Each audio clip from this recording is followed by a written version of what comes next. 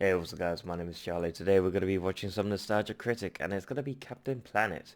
I've never seen Captain Planet, unfortunately, so I don't know what we're getting into here. But I have seen Treasure Planet.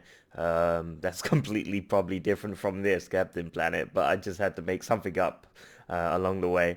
But I have seen Treasure Planet. That's the most relatable sort of title that comes with Captain Planet, I guess.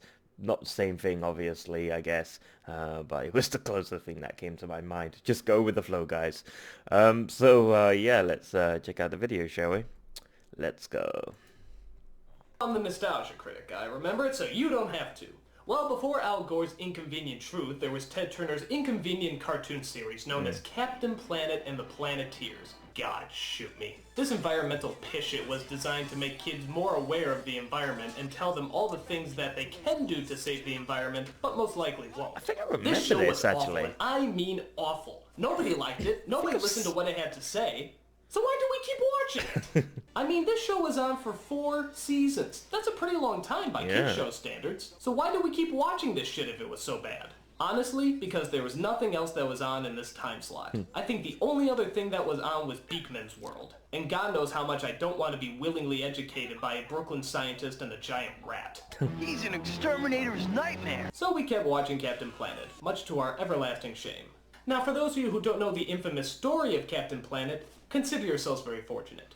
But hell, I'm gonna let Geordi from Star Trek tell you anyway.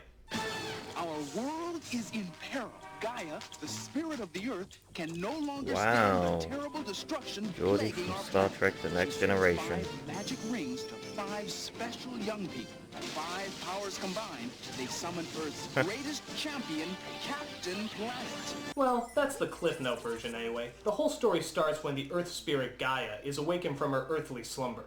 Is it me, or does it look like she's always in a perfume commercial? It's finesse. After she wakes up, she sees those poor, silly humans who are destroying the Earth. It's those poor silly humans again. So Poor she sends silly out humans. 5 magic rings to 5 teenagers. Kwame from Africa, Guy from Asia, Linka from the Soviet Union, Mati from South America, and Wheeler from North America. Wheeler? Some parent was actually cruel enough to name their kid Wheeler? The only Wheelers I know about are the Wheelers from Return to Oz, and the further I stay away from them, the better.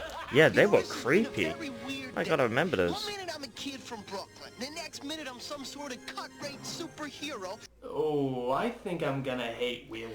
I mean, the other characters are passable, but this guy is just obnoxious. What's that supposed to mean? It's like if Tony Danza got kicked in the nuts and was looking around for the guy who did it. Hey, yo, who kicked me in the nuts? Each of them are given a magic ring that controls one of the Earth's elements, like earth, wind, water, and fire. That lot of good that'll do us in a firefight. Wheeler, don't say fire until you mean it. Oh, God. I see. Every time Wheeler says fire, a giant flaming fireball pops out. Man, how lame is that? That's like me getting hit in the head with a ruler every time I say it.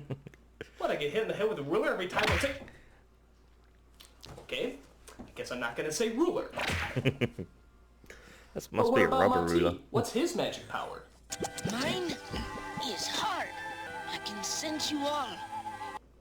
What? Heart? They get fire, wind, and water? I get fucking heart? What is am I heart? on? What? Why can't I get any of the flashy powers and stuff into a heart? Are you kidding me? What a fucking coup! I mean, you can't do anything with heart. What, you make people feel better? Who gives Yeah. a shit?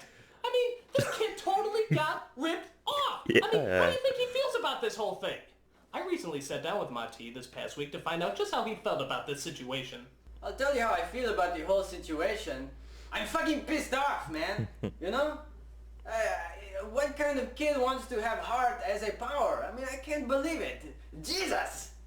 Yeah, but surely there must have been some good that came out of this. After all, you were bringing people together. Fuck people. Bringing people together doesn't help you sell toys. It just makes you a pussy. A pussy! I am a pussy! Well, why do you think you got heart and everyone else got the flashier powers? Because I'm Indian. It's all Ted Turner's plan to keep the Indian man down. Fucking cocksucker! Wait a minute. Wow. I thought you were from South America. What's this crap about you being Indian? You're not the real Mati, are you?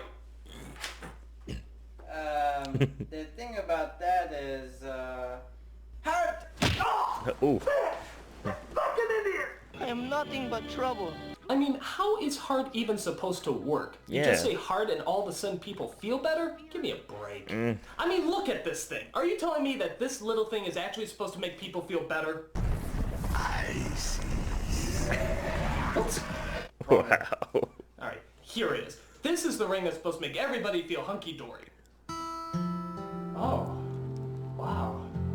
Actually, this is kind of nice. I feel so relaxed and pleasant. So what if I don't have fire, wind, or water? It's not like I have to be ruler of the earth. Damn it! Alright, so you get the idea about the rings and everything, but where does Captain Planet come in?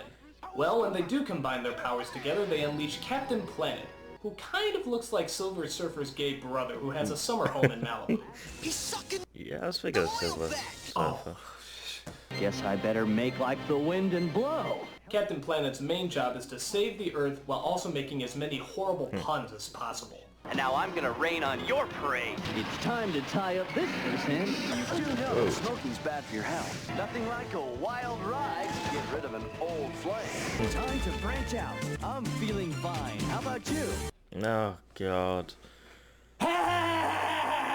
It's worse than I thought. I know what you're saying to yourself. Please tell me that there's something that can kill him. Well, thank heavenly God there is. Captain Planet's only finally. weakness is, you guessed it, pollution. You drown him in Pollution? oil, smoke, or toxic waste, and he goes down like a government bill to save the rainforest. The only way to save him is to clean him off so he can regenerate from the sun. Oh, great, he's a solar-powered Captain Planet. You know, they always sound great until the payment plans come in. We'll see about that. Seriously, though, how hard is it just to throw toxins on a person? This shit's easier to find than kryptonite. So you might be asking yourself, what kind of villains does Captain Planet fight anyway? Well, of course, it's rotten billionaire tycoons who want to do nothing but pollute the world. All except Ted Turner, of course. He is Jesus. And of course, they all have those traditional cosmopolitan names, like Hoggish Greedly, Verminous Scum, and Sly Sludge.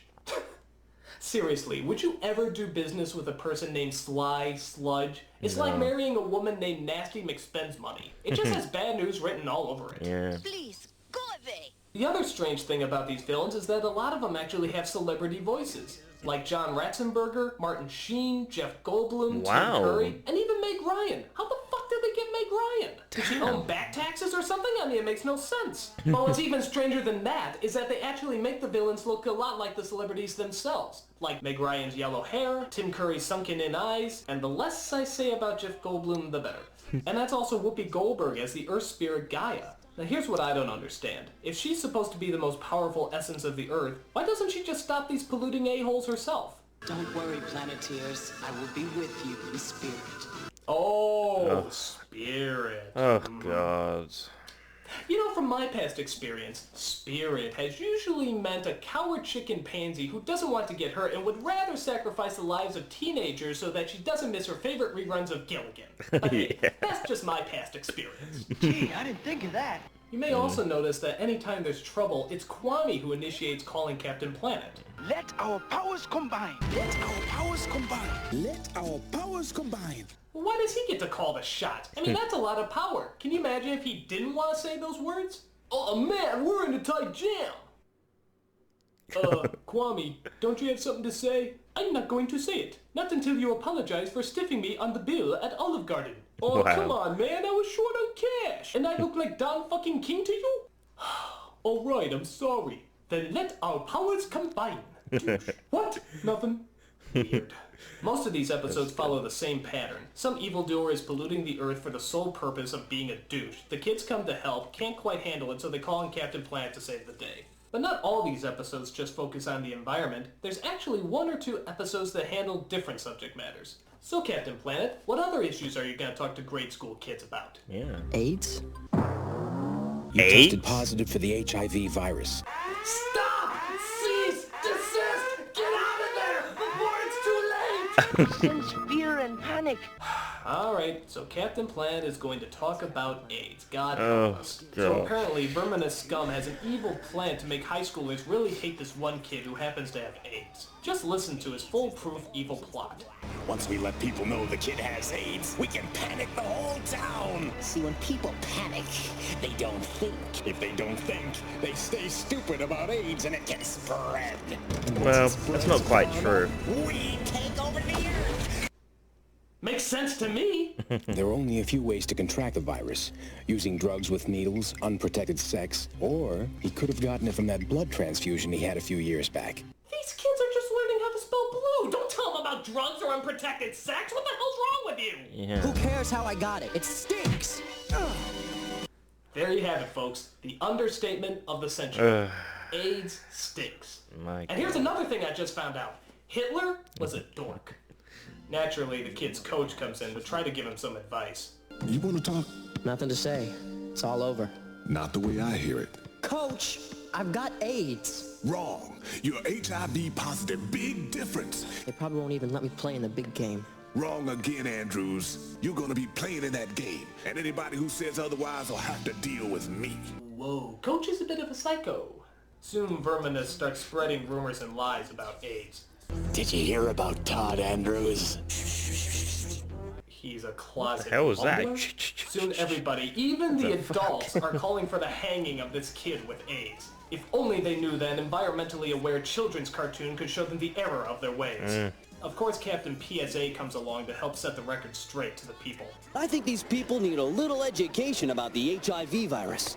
May I have your attention, please? This is gonna be painful. A lot of you are worried about AIDS. Give them the facts, Coach. You can't get AIDS from casual contact. You've been led astray by lies. Todd hasn't changed. That's right. He's the same kid who played his heart out for you right here on this court last week. Deal with the real, people. Get the facts. The power is yours. And this speech is terrible. So what are you gonna do? Turn your back on him? Or give him the chance he deserves? This is like the most easily led crowd in the world. Yeah. Hey everybody, childbirth is bad, but genocide is good. Another issue that's kind of hard to see Captain Planet take on is gang violence. You heard right, gang violence. Just listen to some of the streetwise backtalk. We hear what's happening here now. Don't sweat it, dog. We hitting the spot to score some gap. Let's show those fools they can't do us. It's R.I.P. time for you. Yo, I'm gonna bust a wicked Don Dookie in the back of your behind, mildly annoying acquaintance. And the way they convey the terror of gang violence is by having pictures of civil rights leaders posted all throughout the cartoon. They never really reference them, they just kind of put them there. I mean, look at this. They don't say anything, they don't do anything, they just kind of appear and then disappear. Wow.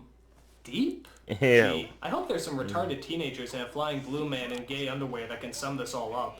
Can't you see? It's time to stop wrecking and start really educating.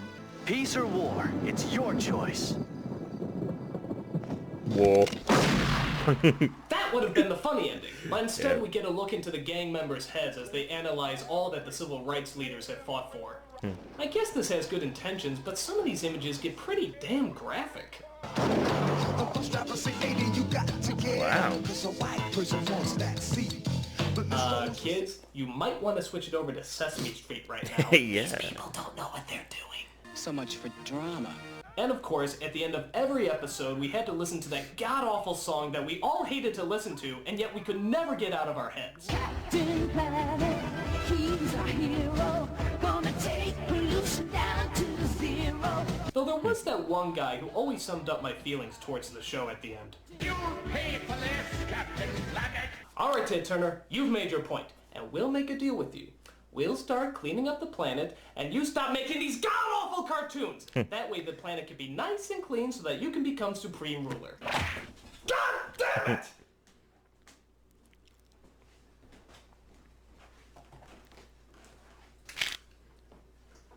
I'm the nostalgia critic. I remember it so you don't have to.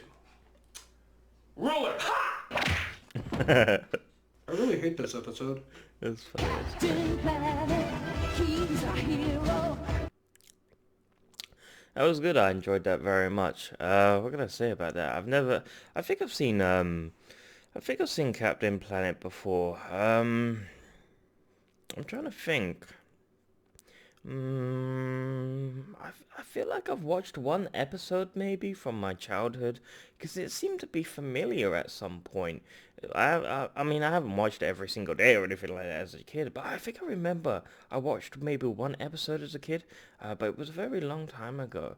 Um, but yeah, I'm pretty sure I watched one episode at least. And Captain Planet, that guy, he looked like that metal guy from X-Men.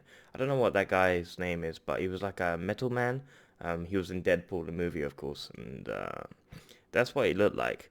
That metal guy. I don't know what it was called. Don't know the character names for X-Men. I know that's sad. That's a criminal offense. I know. I apologize. But yeah, that was a very good. I don't know why I compared that with Treasure Planet now. I regret saying that. I wish I could take that back and edit that out. That was something like Treasure Planet. But you have to go with the flow. You just have to go with the flow. But yeah, if you like this video, make sure to give a like, and make sure to give a comment, and make sure to subscribe to my channel if you enjoy my content. I'll see you guys in the next video.